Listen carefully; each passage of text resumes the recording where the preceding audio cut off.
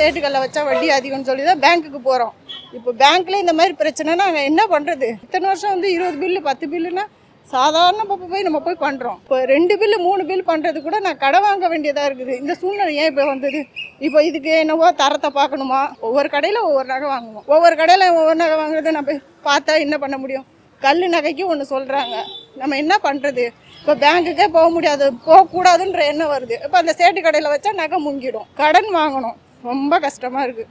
ஆனால் ரொம்ப அநியாயம் பண்ணுறாங்க, ரொம்ப பாவத்தை வாங்கி கொட்டிக்கிறாங்க. இன்ஹெரிட்டன்ஸ், ஒருத்தங்க எங்கள் பாட்டி இறந்துட்டாங்க, 2 தொங்கட்டாங்க கொடுக்குறாங்க, சரியா?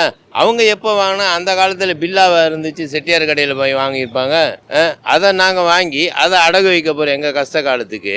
நீங்கள் போய் செட்டியார் கடையில் செட்டியாரே மண்டையை போட்டார், இதுக்கு போய் அவர்கிட்ட என்னத்த பில்லை கேட்குறது? இதை பார்த்தீங்களா? இங்கே தான் அந்த டிஸ்கிரிமினன்சிஸ் இருக்குது.